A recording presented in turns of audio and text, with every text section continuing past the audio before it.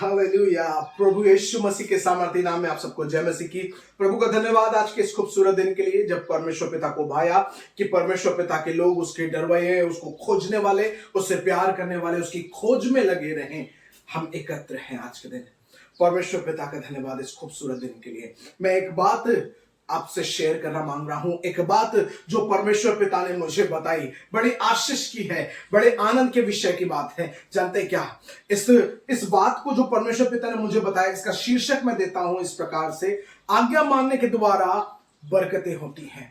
आज्ञा मानना बरकतों को ले आता है, या आज्ञा मानने से हम परमेश्वर पिता की उन बरकतों को, उन आशीषों को अपने जीवन में देख सकते हैं जो हमारे लिए कई बार असंभव हो, और कई बार हमें ऐसा लगता हो कि ये संभव हो ही नहीं सकती। Impossible makes possible through God. परमेश्वर पिता के द्वारा असंभव संभव होता है जब हम आज्ञा मानते हैं। कम ऑन, आज हम बात करने जा रहे हैं जी पहला राजा, उसका 17 अध्याय, उसके जो ये पूरी कहानी है, एक भविष्यवक्ता है। आप जानते हैं इस भविष्यवक्ता का नाम एलिया है। ये भविष्यवक्ता परमेश्वर पिता की उपस्थिति में चलने वाला है, परमेश्वर पिता से प्रार्थना करने वाला है और खुदा की उपस्थिति को लेकर चलने वाला है। लेकिन एक बात जो आपको बताना चाहता हूं, इसमें 17 अध्याय में इसके विषय में लिखा हुआ है।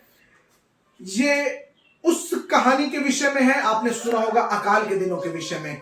एक स्त्री थी जो अकाल के दिनों में भी, सारपत की जो विधवा थी, अकाल के दिनों में भी क्या कर रही थी? प्रभु के सेवक के लिए, यानी नबी के लिए बो रही थी। जानते हैं क्या, इसका 17 पद वरन इसका 13 पद आपको मैं पढ़ता हूं आपके लिए। एलिया ने उससे कहा, मत डर, जाकर अपनी बात के अनुसार कर, परंतु पहले मेरे लिए एक छोटी सी टुकड़ा रोटी बनाकर मेरे पास ले आ, फिर इसके बाद अपने और अपने बेटे के लिए बनाना, क्योंकि इज़राइल का परमेश्वर पिता यहोवा पिता यूं कहता है कि जब तक यहोवा पिता भूमि पर मेंह ना बरसाए, तब तक ना तो उस घड़े का मैदा समाप्त होगा, ना उस कुप्पी का तेल। मैं एक बात बताना चाहता हूं परमेश्वर पिता के लोगों, आप जितने लोग हैं, आप इस बात को जानिए, यदि आपने परमेश्वर पिता की आज्ञा को माना है, यदि आपने अकाल के दिनों में बोया है, यदि आपने खुदा की बात को सुन के उसका आदर किया है, यदि आपने परमेश्वर पिता की इच्छा के अनुसार बोया है, यदि आपको मालूम है कि आपके दिन समान नहीं है, फिर भी आपने बोया है, मैं जानता हूं आपका हाथ जो बो रहा है, खुदा उसका दुगना नहीं 100 गुना फलवंत करेगा। मैं एक बात बताना चाहता हूं, इस स्त्री के पास बोने के लिए कुछ नहीं था। यह अकाल की दशा में थी। मैं कहता हूं कुप्पी का तेल और मैदा और यहां तक कि पानी का भी अकाल रहा होगा।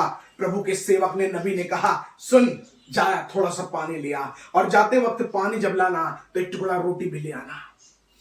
इस स्त्री ने अपनी कहानी बताई कि मेरे पास थोड़ा सा आटा है, कुप्पे में थोड़ा तेल है, मैं बनाऊंगी, मैं और मेरा बेटा खाएंगे, हम मर जाएंगे। लेकिन जानते हैं आज्ञा मानने के द्वारा जीवन आता है। प्रभु के लोगों, जितने आप सुन रहे हैं, जितने आप परमेश्वर पिता पर विश्वास रखते हैं, जो भी आज्ञाएं आपने खुदा की मानी है, निश्चय जानिएगा उसका प्रतिफल अद्भुत होगा, उसका काम आपके जीवन में दिखेगा। लोग जानेंगे कि आप खुदा का डर मानने वाले हैं, लोग जानेंगे कि आप खुदा का आदर करने वाले हैं, और इस आज्ञा मानने के द्वारा सिर्फ आप आशीषित नहीं होंगे। बाइबल बताती है, आगे उसके विषय में लिखा हुआ है कि उसका पूरा घराना खाने पाया।